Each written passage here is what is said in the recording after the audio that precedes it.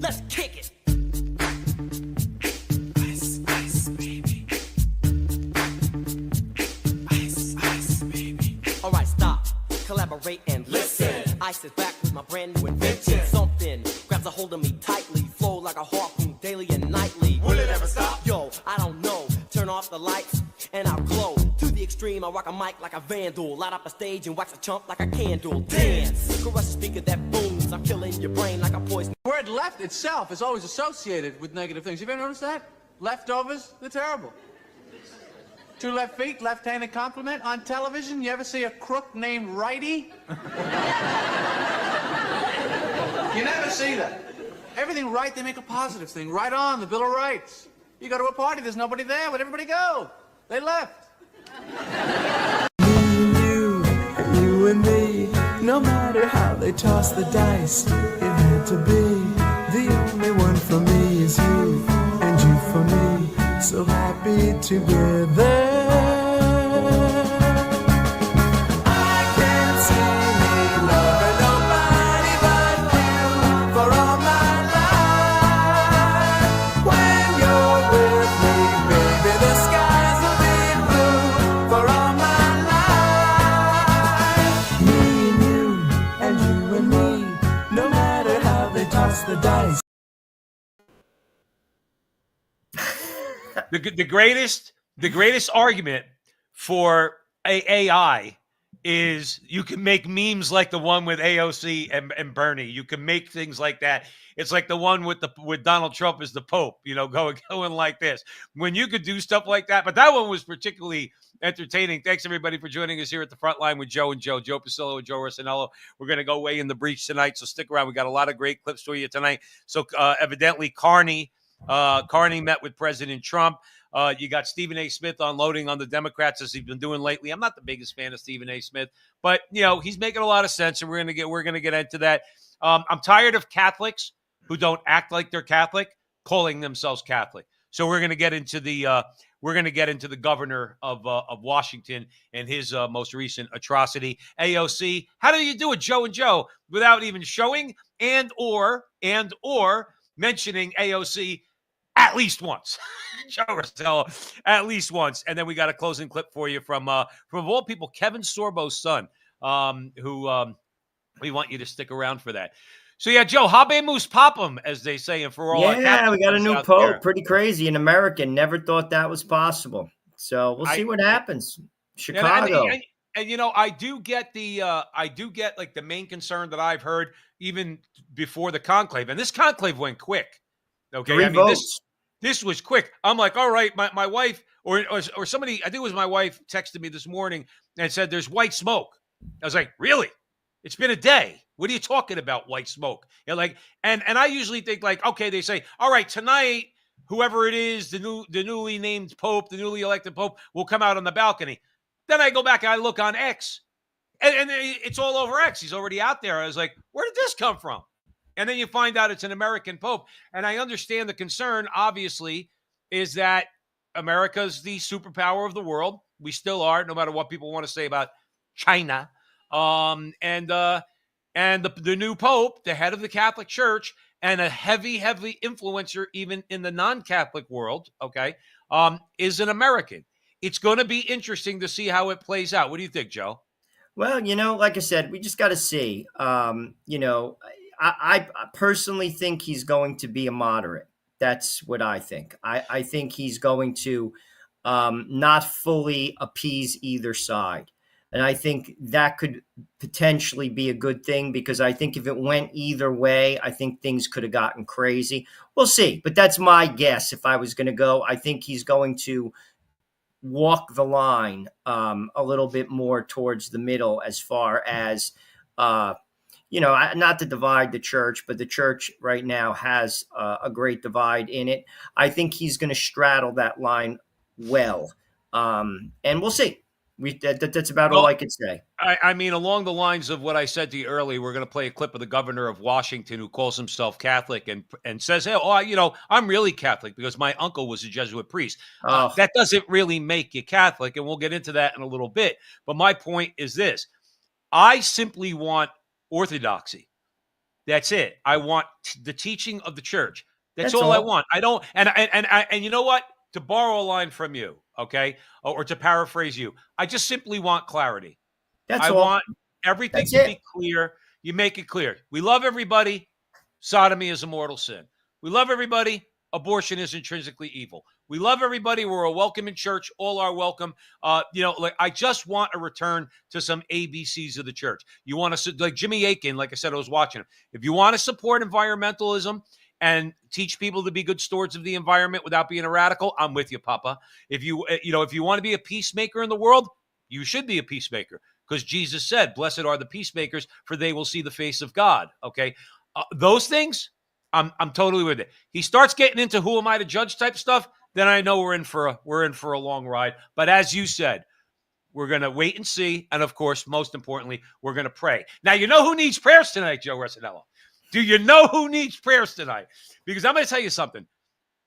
If there's one thing I like about Donald Trump, if he does not care if he's sitting right next to the person he's not agreeing with. Let me be charitable, okay? He's going to say what's on his mind. He's going to say the truth. So here's what happened when all you good Canadian friends of ours, here's what happened when Mr. Carney was sitting in the White House with DJT. If respectfully, Canadians' view on this is not going to change on the 51st state. Secondly, we are the largest client of the United States in the totality of all the goods. So we are the largest client of the United States.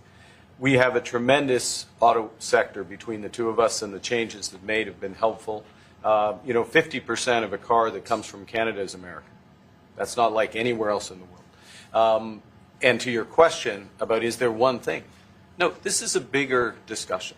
There are much bigger forces involved, and this will take some time and some discussions, and that's why we're here, to have those discussions, and that is represented by who's sitting around the table. See, the conflict is, and this is very friendly. We're not. This is not going to be like we had another little blow up with somebody else. That was a much different.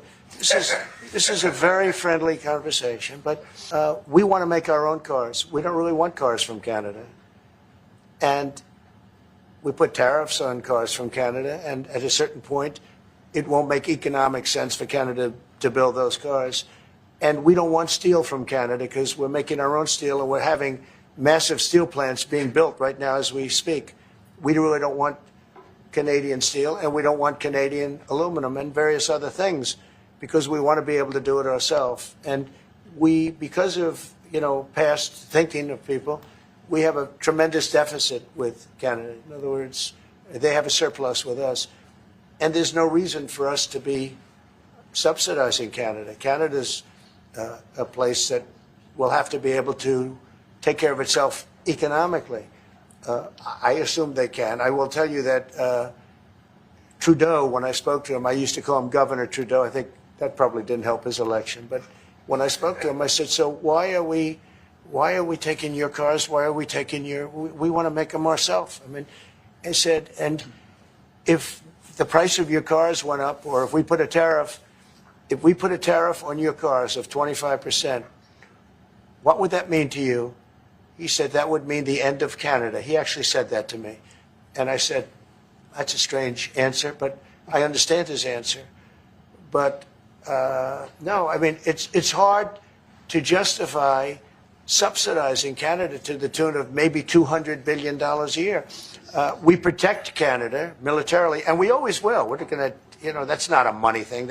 But we always will. But, it's not fair. But why are we subsidizing Canada $200 billion a year, or whatever the number might be? It's a very substantial number. And it's hard for the American taxpayer to say, gee whiz, we love doing that. Thank you very much. We're going to have a very substantial. Thank you. He's 1,000% right. And I'm going to throw it right to you. But here's what I want the audience to notice, Joe Sinello, and I would love a comment from you. Did you see the globalist squirming? Oh, dude, big time. Did you see his uncomfortable stance he was in? Because he wants to cut off Trump and give the globalist line or whatever, and Trump's just talking. And this is what pisses off the left, Joe. Trump just keeps saying exactly what's on the mind of the people that voted for him, which is I don't want to pay higher for Canadian products so that the Canadian people have to pay less in taxes or whatever the case might be. And I don't want my money going into Canada to the tune of $200 billion. I want that money in my pocket. And the globalist sitting there like, and doesn't know what to say. And then Trump rightfully throws Trudeau under the bus and says, he said if we put on a 25% tariff, Canada's finished. Joe, throwing it over to you. Ultimately, everything Trump said is right, and what Carney sold to the Canadian people was a lie. It was a distraction. Trump did make a mistake, though, and he actually acknowledged it in that statement. He said, I probably shouldn't have done that, and Carney smiled. That's why Carney won the election. He galvanized the population in Canada around that statement, and people forgot what Trudeau did to you. And that's how Carney won. Period. End of story. Ultimately, though, the Canadian government is lying to the Canadian people because everything Trump just said is accurate. And I'm not trying to sound nasty. I love Canadians, but the United States does not need Canada. The United States is a humongous nation from coast to coast, 3,500 miles long, all of which is inhabitable. It does not need Canada. And basically, Trump just laid that out. Ultimately, Canada will pay a humongous price if it does not play ball with America. It's just reality. It is And the that's reality. And It is that's the what he reality basically of the said. And that's situation. why he was uncomfortable. Because Yeah. he does not want his people to hear that. Because everything he sold to Canada, I'm going to protect you from Donald Trump. Ultimately, the only way that Carney is going to protect the economic interests of the Canadian people is if he plays ball with Donald Trump. And that's reality. And well, let me tell you the model they're going to have to go by now. We're going to see how things shake out. But as of today, I think it was this morning, okay, Trump signed a deal with the UK, all right? I watched the clip. I was watching financial news, and Trump was on speakerphone with Keir Starmer, who actually sounded normal for a change, all right? And the only reason he sounded normal is because he understands the reality of the situation. Howard Lutnick turned around and said, we just made a deal with the fourth largest trading partner that we have. That's fairly substantial. The fourth largest. We know China, India, and some of the others have to fall into line. Keir Starmer, for all his faults, he gets what you just said, Joe, that we crush any one of them. We have a $35 trillion economy, a $35 trillion stock market, and we only have 335 million people. We have a third of the population of China. We have a third of the population of India. And even if our economies are the same size per capita, we have a larger economy. Like you said, if we shut out every product coming from overseas, if you took all the illegals and sent them back, all right, put a halt to all the visas, okay, and you told these countries out there, go ahead, line up against us if you want. We're putting 150% tariff on all of you. And short term, there's going to be pain. We're building our own steel mills. We're drilling our own oil. We're going into the ground. We're doing our own manufacturing and everything else. We're going to have all good paying jobs. Women will be able to stay home and raise their kids. We're going to have lots of kids. And in about 10 years' time, you're all going to be, if not sooner, you're all going to be begging us, which they tacitly are doing now, Joe. They're only trying to sound tough. Just like China's in bad shape. I don't know why, like, the leftist media tries to make it seem like China's on equal footing with us. They are not on equal footing with us. They're in bad shape. So is England if we impose tariffs on them. So are the rest of these countries if these tariffs at that high level that Donald Trump originally slapped on. If you don't lower your tariffs, our tariffs are staying here. All right? And Donald Trump is absolutely right. This guy, half the car is made in Canada, half the car you buy. All right, fine. Well, Donald Trump's going to unravel that, Mr. Carney. Do you know where I'm going, Joe? No, it's not trying to sound nasty, but it's reality. It's just reality. Our elite sold the country. They threw us under the bus, Joe. They threw us under the bus for decades, and they got rich. What Donald Trump is doing, slowly, he is bringing jobs. By the way, the jobs number outperformed by 300,000. Just so you know, check it out. That came out just recently, and that's just the beginning. Donald Trump is actually turning his back on the rich. Yes, they give him money. Yes, there are oligarchs. I get it, and I have a problem with that too. However, Donald Trump's policies and the Republican Party under Donald Trump is the Democratic Party of 40 years ago. It is. Just about. It is the Democratic Party, not perfectly, but it is surely not the Republican Party of George Bush. It is surely not the Republican Party of Mitt even Romney. what's his face, that freak from Utah. Mitt Romney. It's not that party either, and he was a moderate Republican. It is a completely different party, and many people are saying it. Many Democrats are saying it, including the senator from Pennsylvania, by the way, and they're turning on him right now. Of course they are. He's supposed to be a good little puppet. He's supposed And to. he's no, because he's actually not doing it. speaking sense. He's actually speaking sense. No, here. Watch this, and then we're going to come right back to that conversation because this is another aspect of the Democrat Party here at the front line with Joe and Joe. Politicians on Capitol Hill saying, I'm here just to disagree and oppose every damn thing Trump wants to do. Well, why are you up on Capitol Hill? Ain't you supposed to be figuring out what you want to be against and what you could potentially be for? Isn't he known as a deal maker? Hasn't he been, whether it's revered or insulted, as a non-politician? Hasn't he been somebody that gives you the impression, if you're complimentary towards him about some things that he does, and you're willing to sit down and talk with him, he will sit up there and appease you just the way he would ask you to appease him? If you're not willing to talk and work across the aisle on Capitol Hill, what the hell are you up there for?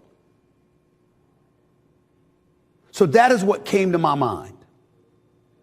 You have to work with people you dislike, people you disagree with, people who you know in your core, in your core, do not have you, nor your communities, nor your constituencies' best interests at heart. You still have to work with them.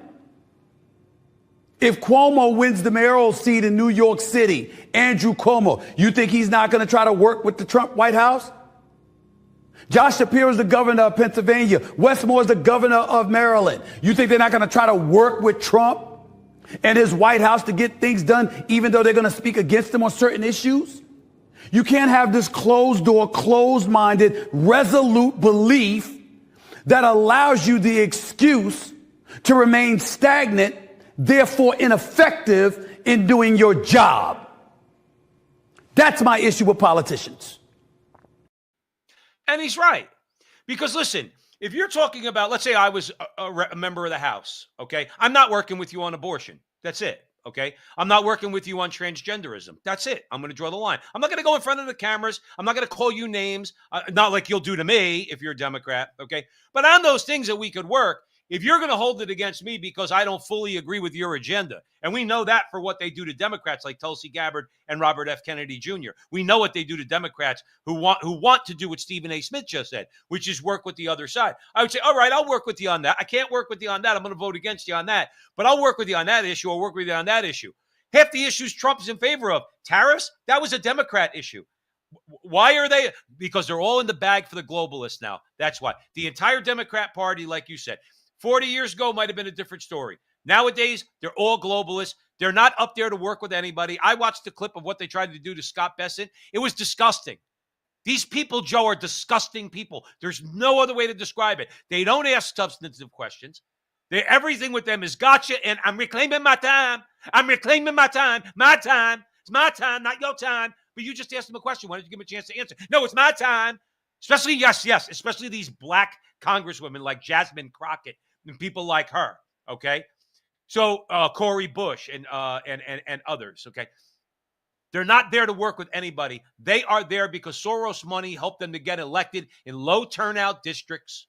And that's why they're there, to go there to drop bombs, just like Anthony Weiner was 10, 15 years ago, and people like him along the way. And it's culminated in the AOCs of the world, the Jasmine Crockett's of the world, and all these people. They ain't interested in working with Trump. Trump could come up with a cure for AIDS. He could have it written on paper, or cancer. He could have it written on paper, backed up by every scientist in the world, say, I need funding for this. They'll say, yeah, we're not giving it to you. That's how disgusting they are, Joe. Well, ultimately, what's going to happen is either the Democratic Party is going to change or the Democratic Party is going to die out. Because ultimately, those people like Cori Bush and Jasmine Crockett, I hope they keep it up because the American people are not having it. They're simply not. The past election proved that out. And ultimately, if that continues, they're going to lose the midterms. And the smart people are seeing that. They have to change. They have to lose this group within that party. That coalition is a cancer within the Democratic Party, and Stephen A. Smith sees it. He sees it as clear as day. They have to lose the Elon Omars. They have to. They're losers. They're a cancer within your party. You're not going to win. The only reason why Joe Biden won is because A, COVID happened, and B, they sold him as Scranton Joe, and then once he got there, they pulled the bait and switch. Notice when Kamala Harris ran, she didn't say anything because she couldn't. She couldn't say what she wanted to do because the American people aren't having it. Right. The American people aren't having it. The two extremes, the 10% on the right and the 10% on the left, do not win elections. It's the 80% in the middle. And the 80% in the middle is not interested in Jasmine Crockett. They're not interested in Elon Omar. And it has nothing to do with the color of their skin. It has everything to do with what they say and what they stand for. And the Democratic Party doesn't want to get to that place yet. And I got news for you. They're going to continue to lose. I think they're going to lose the midterms. They are going to lose the next round of presidency. And you may have 8 more years of a MAGA movement because of the cancer that's in your party. Well, you have to self-police it. MAGA has to become, or at least MAGA as a general ethos in America, has to become the new baseline. The establishment, Republican and Democrat, that has to go. I'm talking about the establishment, okay? Because even though AOC and the rest of them, they're not necessarily the establishment, but for whatever reason, the establishment in the Democrat Party seems to give them free reign to do whatever they want. They could go out there, they could support the castration of minors, murder of innocent human beings in the womb up to the moment of birth.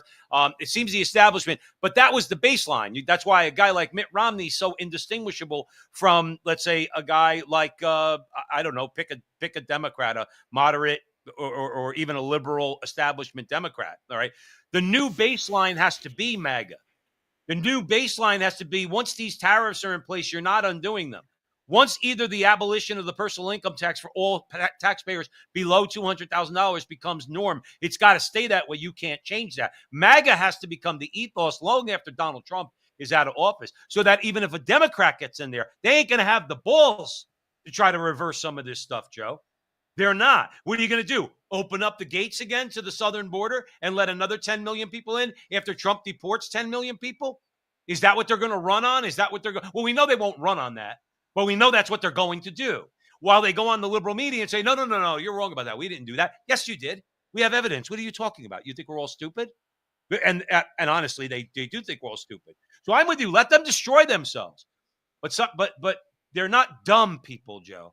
No, well, they have a strategy. As long as social media is permitted, as long as X particularly is on, like, basically everyone's app, they're finished.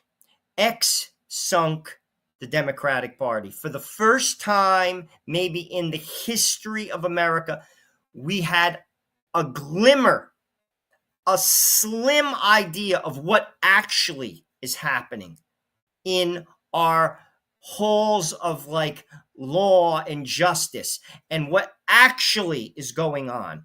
We know this much. We don't even know everything, but this much is all it took to, and you can't unsee what you saw. People no longer trust the media. Rightfully. They don't trust it. Regular people, this is not conspiracy theorists. This is your neighbor. And they earned that, meaning the media's reputation for being dishonest. You earned it. Yep. And it can't be undone. No. So this is what I'm saying. They have to change. They have to change.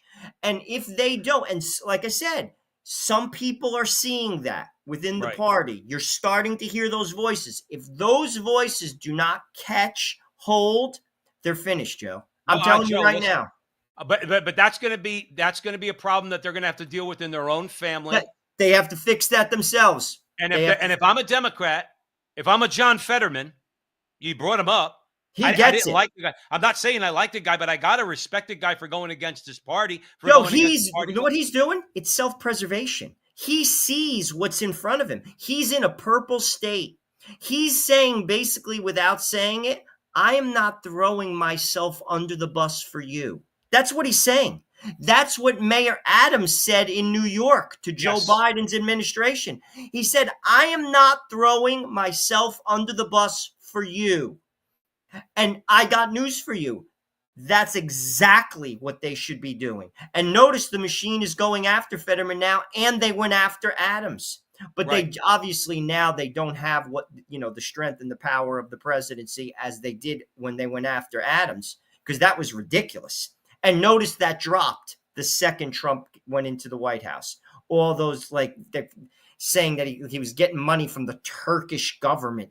It was ridiculous. It's shameful. See, I just got done saying that they're smart people, but then I have to question whether or not they are when they say dumb things like that. Like, stop saying, if you want to lie is one thing, but lies don't actually have to sound stupid. But that lie sounds particularly stupid. Like, you got money from the Turkish government. All right, you got money from George Soros. George Soros is probably worth more than the Turkish government. Guy's worth about what? Probably, so what are you talking about, Trump? And Trump doesn't need anybody's money. Look at a guy like Bill Ackman. Bill Ackman's not a conservative, not the last time I checked, okay? Major hedge fund manager who's backing Trump on tariffs. Now, he's a Wall Street guy who's backing Trump on tariffs. You know how much stones that takes to go against Larry Fink and Jamie Dimon? No, let me take that back. Jamie Dimon's been sounding very reasonable when it comes to Trump and what he's trying to do. But others out there on Wall Street, the oligarchs who reside on Wall Street and make tens and tens and tens and hundreds, if not billions of dollars a year. Okay. Bill Ackman, that takes some stones to say, well, Trump is actually right about the tariffs. We are getting ripped off. Now, that's just a true statement. Okay. Just like that clip with Carney. In other words, okay, we subsidize you through tariffs to $200 billion a year, Mark. We're not doing it anymore. Joe Pasillo and Joe Rossinello got to send their kids to school. We're not giving you their share of that $200 billion. And he's going to say that to China.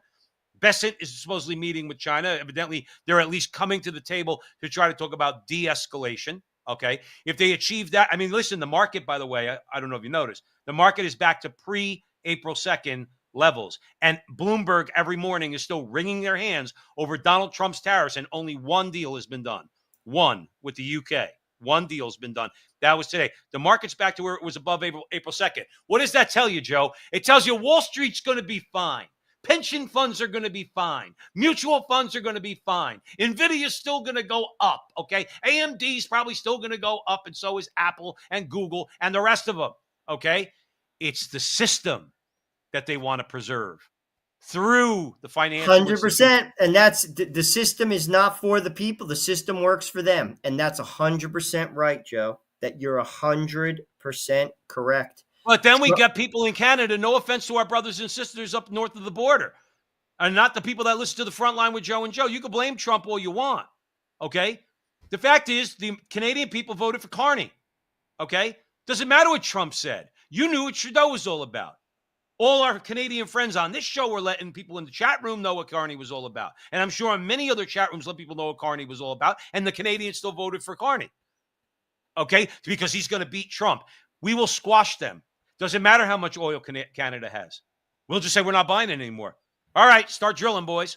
North Dakota, all over the place. Texas, anywhere you can, start drilling. How about, let me ask you this. I want to play you this clip, okay? Because this is going to be important when it comes to Hispanics and African-American men, okay? Joe, you know, Apple said they're gonna be building iPhones, producing iPhones in America, and they're investing $500 billion.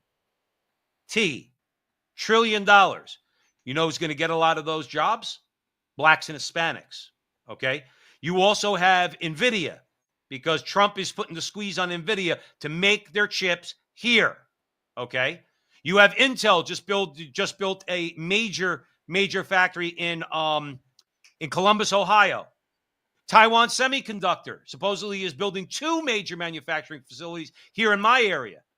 Who do you think's getting jobs in Arizona, Joe? Hispanics. Hispanics are going to get those jobs. You think that what Trump is doing, okay? See, they're going to try to play a race card that I don't know how they're possibly going to play it, when so many of those hundreds of thousands of jobs are going to go to black men and to Hispanic men, and Steve Bannon's got it right. I mean, they're all different ethnic groups, different races, and that's great. And the Delta board should have some reflection of that.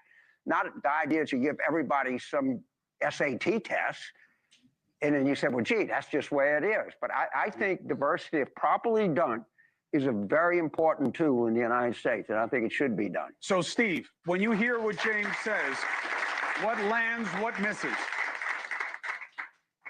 I think it all sounds and feels great, but this is the problem. It's all about feeling. That was a sop thrown to people. You want strength in the minority and Black and Hispanic community. Let's get high value added jobs back here. 10 million illegal aliens were allowed in this country to drive down wages of Blacks and Hispanics.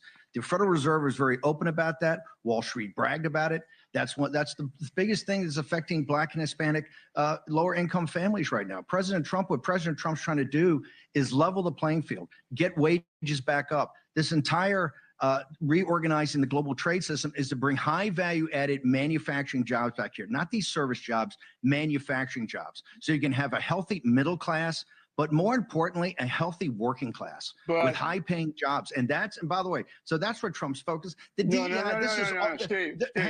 is what Wall Street and the corporate America always do. They throw you some sop. That's a shiny pony to divert your attention of how they're screwing the working class and middle class in this country every day. And see, now this is why I listen to Bannon. Okay. Bannon's a Wall Street guy. He worked there for years. Okay. Made a lot of money, Goldman Sachs. And he's telling you what they're doing. Joe, let me tell you something. What is the source of all value? Labor. If you have nobody to produce your goods, you could have all the investments, you could have all the materials, you could have the land, you could have the factory to go. Okay. This is where I disagree with conservatives. They downplay the role of labor. You can't labor is not just a part of it. Labor is necessary. And in order to employ somebody, you have to take a man out of his home for 9 hours a day, and you got to give him enough money so that he could go back home and raise his family. If that's not your model, then you're doing something wrong. And that's what we've been doing. And Bannon is exactly right. These people were brought in. And why did he single out, by the way, Black and Hispanic workers to drive down their wages? Because if you drive their wages down, where do you force them? Into the hands of the federal government in the form of food stamps that they would need to feed their families, perhaps some federal assistance. That's what it was designed for. Bannon is exactly right. Well, ultimately, even during this last presidential election, if you listen to some of the voices in Chicago and the Bronx, Black and Hispanic voices, they were saying that they were abandoned by the Democratic Party, by those people coming in south of the border. That's not my statement. That's their statement. You heard that in Brooklyn. You heard that in the Bronx. You heard that in Chicago. They were abandoned. And notice the body language of Stephen A. Smith as he was saying that. Did you see him? His head was almost like, because he knows it's true. He knows it's true. Yep. It absolutely is true. What happened when you brought in that labor? You see, this is the nefarious part about it. I'm all for giving people a chance. I'm all for immigration. But there has to be responsibility around the people in your country. Do you have the infrastructure to support it? New York didn't have it. Mayor Adams, a Democrat, that's his statement, not mine, said we don't have the infrastructure for this. I need help. And the Biden administration would not give him help. They basically wanted to just throw him under the bus, and he wasn't having it. But ultimately, when you are in that like labor pool, like he was saying, you're basically flooding that market. You're creating competition, and that is hurting lower income blacks and Hispanics in neighborhoods like Brooklyn, lower income neighborhoods, not the high end neighborhoods like Brooklyn Heights and Park Slope, lower income neighborhoods in the Bronx. They're taking their jobs, and they know that. That's basic economics, and they don't care because it wasn't about the working class. It was about political power. This was the model that was put forth across the entire West, all over Europe, Australia, Canada, Ireland, the UK. They are doing this to get political power at the detriment of the people, particularly the working class. That is as clear as day. Yeah. And that is why the Democratic Party is not for the middle class. It's as simple as that. Right. Well, again, you have to remember, in all these conversations, Joe, that you hear, and if you're just joining us here at the front line with Joe and Joe, we're way in the breach. Joe Pasillo, Joe Rossinello. Please, wherever you're watching this video, if you like the content, share it, share it, share it, share it. Get it out there. It seems like the algorithms over on X and the rest of them. Joe and I have been stuck at 17,000 followers on Facebook, no matter, regardless of how well our videos do, for I don't know how long. If you tell me that there's not something wrong there, I don't know what to tell you. We grew to 17,000, and all of a sudden, a cap on it. 87,000 on YouTube hasn't gone up an iota. And so, and X is just hard to navigate. So wherever you can, help us out. But Joe, I'm going to tell you this. When, and it's going to be when these companies, and Joe, they're not spending a little bit of money. And remember something, when Apple spends $500 billion in the United States to manufacture iPhones in the United States, think about, it's like oil and gas. If you go and if you find a major area with a lot of oil and you go set up, all of a sudden, I know this happens in Canada. My cousin who worked up at one of the your Canadians are going to get mad at me. It's in I believe Alberta, towards the north, Fort something or other. My cousin was telling me, Joe, now it is a remote place and nobody wants to live there. That's why the guys who work in the oil industry, number one, make a ton of money. My cousin drove a bus just to drive the workers in the snow, by the way, from the town to the site, to the field, and driving back. I think he was making 150,000 Canadian dollars a year. The McDonald's workers get $25 an hour. Okay, you have all of the business that's going to be around the fact. Okay, around the fact that, let's say, for argument's sake, well, where is Apple building their facility? Let's start businesses over there because there's going to be tens of thousands of people there. Where's Taiwan Semiconductor building? Oh, down in Phoenix. Let's start businesses over there. So the ripple effect is out there. But when these particularly Black and Hispanic men start to go to work for these companies and they're not getting paid crap, they're actually getting paid really good wages. And if you combine that with Trump's tariffs being offset by your tax cut, or your tax cut being offset by the tariffs coming in, and now all of a sudden you are able to raise your family, where are the Democrats going to go there? And that's a legit question I'm asking you, Joe. When that happens, and they'll have to change. They're going to have to. That's my point, Joe. They're going to have to change. This ideology, this far left ideology that has been basically, it's a cancer within America, but the Democratic Party has embraced it, has to be banished into the wilderness. It has to be banished into the wilderness. Just like the neo-Nazis have to be banished into the wilderness. They exist, but they have to go to like a remote corner of someplace, wherever they go. And just like they have to go someplace, these crazy people have to go away. Because they don't, first of all, have no common sense whatsoever, and they have hurt America. Our cities are in shambles. They have absolutely destroyed our education system. The damage that they have done is absurd. And and like I said, people have had it. The last election says so. 1 in 5 Black men voted for Donald Trump, and that's only going to grow. That's why they opened the border. But let me ask you a question. What possibly, I want an answer to this. Eric Adams says we can't handle all these illegals. Joe Biden didn't help him, meaning Barack Obama and the oligarchs did not help Mayor Adams. Why? Why? Because political votes. They don't care about Eric Adams. If Eric Adams doesn't get reelected, so what? You put another puppet there in And plain even English. even at the price of destroying potentially the greatest Could city care in the less. They have proved to me that they would, if they cannot get their way. The summer of 2020 says everything I need to see. Everything. They rather will rule over rubble than lose. Rubble. They're willing to burn the whole country down, and they burn cities down. And frankly, a lot of those jobs, a lot of those businesses, they're not coming back. Why would you invest in Minneapolis, St. Paul? Why would you invest in certain sections of Chicago or San Francisco? Right. To get robbed? Are you crazy? And you're I'm still not not, investing. and even if the cities came out and said, no, we're going to backtrack. We're going to have law and order. We're going to do all these things. And none of this stuff. You can't go in and shoplift, and you're not going to get prosecuted for less. Even if they undid all that, you're not going to get insurance for your business because the insurance companies are going to say, That's my point. And that's all they're doing, Joe. That's all of they're doing. And this is what I'm saying. They have to be banished to the wilderness, that segment of that party. And there are parts, listen, we could agree to disagree on some things, and we could be civil. But on those particular issues, that particular group within the Democratic Party, Joe, the Democratic Party has to police them and get them out. Because I'm telling you right now, parties have come and gone. Look it up on Google, all the political parties that have been in this country that no longer exist. If you don't change, you will disappear. I'm telling you this now. I'm hoping to God that they do. But listen, there are some people in this country who think, they honestly think, they're not, I know they're delusional, but they honestly think that AOC could get.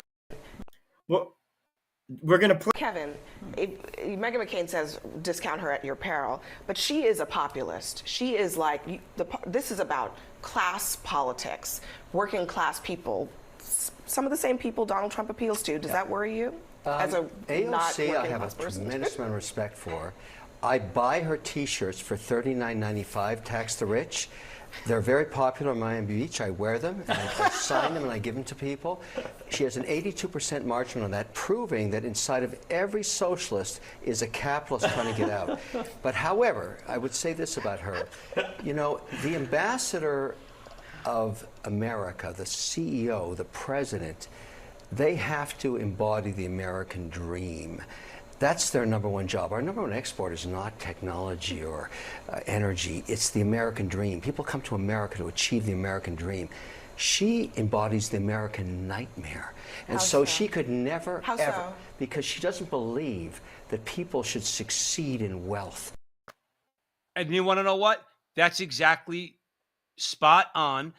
And all those women on that panel, and what's his name? Scott Jennings was there too. Scott Jennings was probably listening to Kevin O'Leary saying in his mind, this guy's spot on. The rest of them are incredulous because what do you mean? How so? AOC's a disaster. She may be a populist, but here's the difference. And this is what I want to throw to you, Joe Resinello. I don't think she is a populist. Let's say she had old school Democrat ideas. Okay. Tariffs. Let's have higher taxes on the rich. Trump wants that. Trump wants to tax everybody who makes money over $200,000, but he wants to abolish taxes for everybody who makes less than that. Last time I checked, that means tax the rich. Okay, AOC, of course, wouldn't go for that because she's a puppet of the oligarchs. But here's my point: why do all these people? And this is where Kevin O'Leary is partly right, but not completely right. Okay, Donald Trump is not going for the castration of minors. Donald Trump is not supporting DEI. He's doing that with Pete Hegseth, with the Department of Defense. He's eradicating it from the government. These are important to those blue-collar populist people. That's why AOC can never get elected, because even though she might, and she's just never going to say it publicly, even though in her heart she might agree with some of the stuff Trump does, she is a tool of the oligarchs, and part of that agenda is all the evil that we've been seeing, that Joe Biden and Barack Obama rammed down our throats, that the Department of Education rammed down our throats, that Hollywood rams down our throats.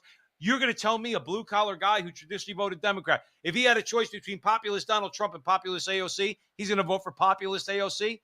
He ain't, nor is his wife. What do you think? 100%. Couple things.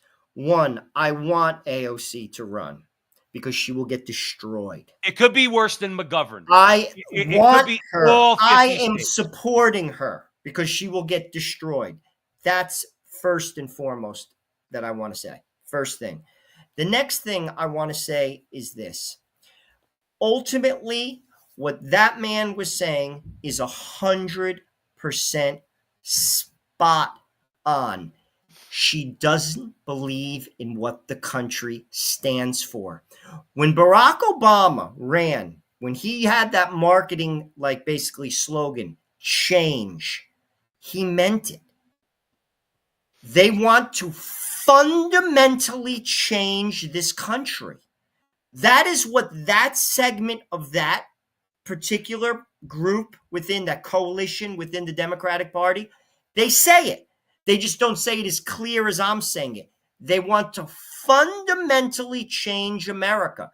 They do not believe in its founding. And that is never going to work if they say it clearly. They tried to sneak that under the guise of Scranton Joe because he was frigging nothing more than a puppet, and friggin' Joe Biden, that they'd say Donald Trump's an embarrassment. Beyond. The man walked into the jungle in Brazil. The man walked in. I'll never forget that as long as I live, Joe. When he had that press conference. That was nothing short of absurd. And there were many moments of absurd under Joe Biden. Nothing more than a puppet. They don't believe in this country. And listen, if you don't believe in it, then sell it as it is. They won't do that. They can't do that because they know they can't win. That's why I say just go watch any congressional hearing, House or Senate, with a Trump nominee or a Trump witness or anything who the Democrats are focused on. Go watch how they question these people, and that's all you need to see. They don't ask anything substantive. Everything is a gotcha. Everything is just at my time. I told you earlier, my time's my time. My time. It's my time. No, you can't answer. Yeah, but you just asked me a question. Yeah, but you're filibustering. I didn't say two words. I did not filibuster. I'm trying to. No, it's my time, Mr. Chairman. I want more. It's a joke. You want to know why? For the reason you just said. They don't have anything substantive to say. And as far as America, let's just face it, this is not something that's just unique to America. Europe is gone. Okay, we know that Europe is gone. They're trying to do the same thing in America. Okay, they're trying to wreck Western civilization. These are basically people who hate humanity. Okay, now we don't agree with let's say we're not Protestant. Okay, when we're not like, let's say, skeptical of the belief in God. Okay, we're Roman Catholic men. All right, we understand the value of Western civilization, of what authentic human flourishing is all about. Okay, that's how Western civilization was built. And when it promulgates, when it spreads, as long as it's founded on proper principles, okay, then you will have human flourishing. The United States proved that. And by the way, at the greatest point in the United States economic power after World War II, it's no mistake, okay, that Catholics were very strong in America, very well represented in the labor movement, okay, which helped to nurture the middle class and forward the desires of the middle class in America. But having said all that, Western civilization is what allows for this. Oligarchs and those who would seek to rule, okay, like you said, they'll rule over rubble as long as they'll rule. So will the devil, by the way. He is a king. He's the king in hell, okay? They don't care as long as they have power. That's what this is all about. That's why, Joe, I'm going to throw it to you. That's why John Fetterman couldn't get the Democrat nomination right now. John Fetterman could not get the Democratic nomination right now if he ran because he opened his mouth a little bit too much. You think I'm wrong? Ultimately, like I said, John Fetterman's looking out for John Fetterman, and the Democratic Party is not looking out for the American people. They have to lose the AOCs, the Ilhan Omars. They have to lose them. And ultimately, as this progresses, I don't think they're going to win the midterms. I really don't. I don't see that happening. And I actually think the next round, the president, I don't think that AOC could beat J.D. Vance or beat Marco Rubio or beat, what's his face from Florida, the governor of Florida. DeSantis. These are the people she would be running against. She would get destroyed. Sure, and the media, the alternative media, the X, the Rumbles, particularly X, is only going to get more powerful as the power of the mainstream and legacy media is diminished. So they're not going to be able to get their way. They're not going to be able to bully. No, but that's my point. Let's say a Ron DeSantis. Let's use him as an example. Is ABC going to be able to go to him and say, "Well, here's the rules of the debate"? Because this they shouldn't even. I'll be honest with you, Donald Trump should never. But here, real quick, but DeSantis is going to turn around and say, "All right, then we're not going to debate. Oh, we're going to go out there. We're going to say you're afraid to debate." And you say, "Go ahead. Good. Nobody's listening to you anyway." That's exactly. Donald Trump made that mistake. He should not have ever debated Harris on ABC. Ignore them. No one watches them anyway. Go on Joe Rogan. Notice Harris didn't go on Joe Rogan. Humongous mistake. Right. Go on Tucker Carlson. Go on those. Go on. No, she wouldn't go to the Alfred Smith dinner. Well, she lost. And she made a video. She sent a video mocking Catholics to the Al Smith dinner, and she didn't bother to show up. Even Jim Gaffigan went off on her several times throughout the whole thing, and he was the MC. And he was making sure everybody in that audience knew that that woman was not there. Want to know why? Like you said, she can't. Well, she's just an example. We were talking about AOC. She's the same thing. Ilhan Omar. They don't know how to think on their feet. Well, it's not just that, Joe. They're just a poison. They're a cancer within their own party. Their party has to police them. I got news for you. They're going to sink you. If you're a Democrat and you hear my voice, I'm just telling you, from a practical perspective, the Democrats have to get back to the Bill Clinton middle. That is where you're dialed in. You have to get the middle class back. Well, you've lost them. You lost them. I'm not the only person saying it. I'm telling you this. You lost them. You have to get them back, and you're not going to get them back. AOC is a radical. You're going to get the lower 15% of the population, the working class. You're going to get the uber rich because it doesn't matter. Everyone in the middle, even those who lean left, who work for a living, no one's fooled anymore. Right. You're not getting that vote. I hope she runs. I hope. Listen, I'll tell you right now, because I want to play this clip. Two things. Number one, Bill Clinton couldn't get the Democrat nomination. No way. No nowadays, way. Running on the same platform he did in the 100%. 90s. And another thing, too, we talk about economics. We talk about how radical they are. If they don't start respecting the First Amendment, okay, that I'm telling you, you talk about deal breakers with a lot of people. You might not like the Catholic Church. You might be as appalled as Joe and I and many other Catholics out there about the sex abuse, okay, that was going on by the homosexual priests who are going after these teenage boys. You might be appalled by that, and we are too, okay? And we hope the churches, they have been doing much about that. But at the very least, you better understand, you don't protect the fundamental freedom of expression of the Catholic Church in America under our First Amendment, then sooner or later they come after you. Senate Bill 5375 requires members of the clergy to report child abuse and neglect, even if the information is divulged in confession or sacred confidence. Washington is one of just 5 states that does not designate clergy as mandatory reporters. Under current law, a variety of other professions that frequently interact with children, including police officers, nurses, and school personnel, are required to report incidents of suspected abuse. This bill protects Washingtonians from abuse and harm. And I'll just say on a personal note, I'm a Catholic, and as some of you know, and my uncle was a Jesuit priest for many years here in the Northwest. And so, you know, from my perspective, I obviously have a personal perspective on this, but you know, protecting our kids, you know, first, right? Protecting our kids first is the most important thing. And so, you know, for me is, I'm aware of my upbringing as Catholic and having an uncle who's a Jesuit. You know, for me, this is very clear. very clear legislation and important legislation. So appreciate all the hard work. 'Cause I know it's been a few years. I had to cut it off because I feel like I'm going to go throw up. And I'm being serious. Number one, for all our non-Catholic listeners out there at the front line with Joe and Joe, he is not Catholic. And I'm going to tell you why he's not Catholic. And I don't care how judgmental that sounds. He said because the protection of children comes first. For law enforcement, the protection of children comes first. For the church authorities, okay, the protection of children is paramount within the church. That's why the church has been acting to get rid of the homosexuals who actually perpetrated these crimes going back to the 1950s. And get it straight, that's who it was. That was a sociological study that was done by John Jay. 80% of the cases, these were homosexual men going after teenage men. Teenage young men, but teenage men nonetheless, okay? So let's get that clear. It wasn't a pedophile scandal.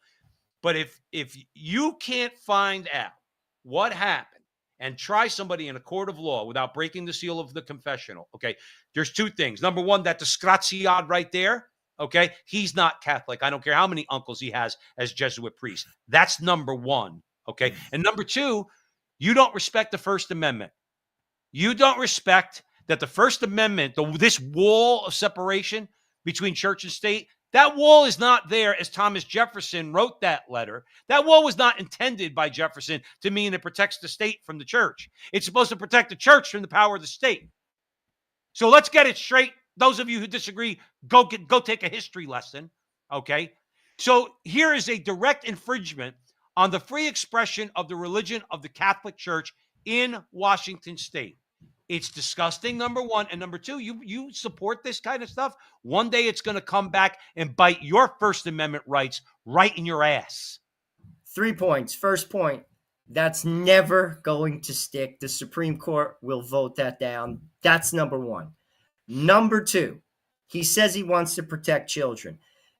The state of Washington will castrate a young boy, will kill a child in the womb up until the third trimester, and they're running on this platform of protecting children. That is ridiculous.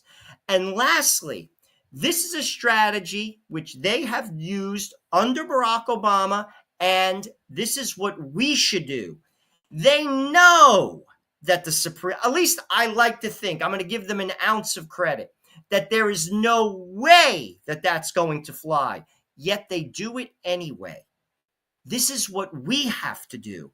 For instance, when judges legislate from the bench, you remove them. And basically, what you say, take me to court. And that's what they're saying. And that is the strategy we should do. Exactly what they, and that's why Barack Obama had one of the worst records ever in the Supreme Court in the history of America. Look that up. That is exactly, you challenge, even if you have to radically challenge, let them call you names. If a judge does something, legislating from the bench, taking the power away from the people, like the state of Pennsylvania did in the 2020 presidential election, and John Roberts did not take the case, look that up. You challenge them radically. Take me to court. You get a lawyer, I'll get a lawyer. Let's see who wins. 9 times out of 10, I'll bet you this, we win. Right. That will not win. That is what we do. Learn from their strategy. Mimic it. We should do the same thing. That's right. And there's one thing that, and we're going to leave it there. I want to stick around. I wanted to show you a clip by Braden Sorbo. I thought was very good. It's only a 2-minute clip. But that, and that's one of the things that we need to do. And that's one of the reasons why, Trump's a very frustrating guy. But that's why that's why, and that clip with Carney is a perfect example. Get in the gutter with them. It's like, Trump's one of those, originally when it comes to the oligarchs, they bring a knife to just a regular street fight and they wind up winning. Trump brings a gun to a knife fight. Okay. In other words, or they bring a knife to a gunfight when they go against Trump. You know how the old saying goes, and he wins. He wins because he knows how to drag them into the gutter. He's not afraid to get dirty in there. All right. With all that dirty water that usually piles up around the gutter, he's willing to get in there with them and fight and win. And it's exactly right. So that's his tactic. And you're right. When they pull these bogus ideas, this is going to go to the Supreme Court. Thomas More Society or one of them, Oh, ACLJ, they're going to file suit against this. And I have no doubt. I have my doubts about John Roberts and lately Amy Coney Barrett. I have no Joe, doubt in that's this not particular fine. case. It's going to be 6-3. I actually think it might be 9-0. I don't even know. No, Ketanji Brown Jackson is the radical that she was put up to be. She will vote against anything that goes against Donald Trump. I don't know if there have been any. I'd be surprised if there's any 9-0 Supreme Court decisions moving forward as long as she is a Supreme Court justice. She's a joke. I don't care what anybody says. I could say that because then the names they called Clarence Thomas, racist names, by the way, that they called Clarence Thomas. I'm not saying anything about her blackness. I'm just saying she's a nitwit. All right. And she is a hack. She's the AOC of the Supreme Court. That's what she is. She's the AOC, the Bernie Sanders of the Supreme Court. She's there. She's there to read a script. She had a willing Democrat majority that was willing to put her in there. Those guys, they're going to have to answer to God for their sins for putting a woman like that on the Supreme Court. But anyway, I agree with you. I hope I'm right. That legislation is going to go down in flames. Joe Rossinello, lively conversation as always here at Thursday nights, 9 o'clock Eastern time at the front line with Joe and Joe. Please, wherever you're watching this video, if you like our conversation, like, subscribe, share, do all that fun stuff. Thank you to all of our friends who show up every week, and let's get some more. So help us out. We'll see you next Thursday, 9 o'clock Eastern time. Stick around for one final clip. And remember until the next time that our conversation is your conversation, and that conversation is going on everywhere. We'll talk to you soon. At this point, at this day and age, that college is a scam. So why would I'm 23, I never went to college. Why would I want to go and sit there and be lectured by a guy who is anti-Christian, anti-masculinity, and anti-white people for 4 years and then give him my money and go into debt? I think a lot of guys are very smart in avoiding this, and many guys are actually choosing to opt in for trade schools. I have a friend of mine who's doing his apprenticeship as an HVAC technician right now, doing AC, and he's making more money than the girl who just graduated college with her bachelor's in business, marketing or something like that, which even that would be considered a more useful degree. My dad just filmed a movie where his co-star, this young woman, had just graduated college or was just entering her junior or senior year of college. And he asked her what she was studying. And she goes, gender studies. And he goes, here you go. Male and female. Congratulations, you've passed. And now you're $80,000 into debt. So you have these people with these useless degrees. There's no reason, or there's no, wonder why these guys are opting out of it, because it's a waste of time. 99% of the time, it's pointless. Unless you want to become a lawyer or a doctor, I really don't see a benefit in college. And even then, some states will allow you to take the bar without actually going to law school for it. My aunt knew someone, because she's a lawyer, knew someone who did just that. And he's one of the best lawyers in the state of Florida. And so we have this kind of idea still ingrained in our minds that school is necessary, when in reality, it's really not. We go into debt and spend decades of our time trying to pay it back. I mean, the median college graduate salary in 1959 was $10,000. If you make up for inflation, that is over, I think, $80,000 today. Whereas today, the median average graduation is $60,000. That doesn't keep up for inflation, especially when you account for how much money is worthless now, right? It doesn't cost the same to rent an apartment now as it did 40, 50 years ago. It doesn't cost the same to buy groceries or a car or a house 40, 50, 60 years ago, right? So we're not keeping up with inflation with college. And a lot of guys are looking at that statistic and going, okay, well then maybe I should find something else to do that isn't going to put me in massive amounts of crippling debt.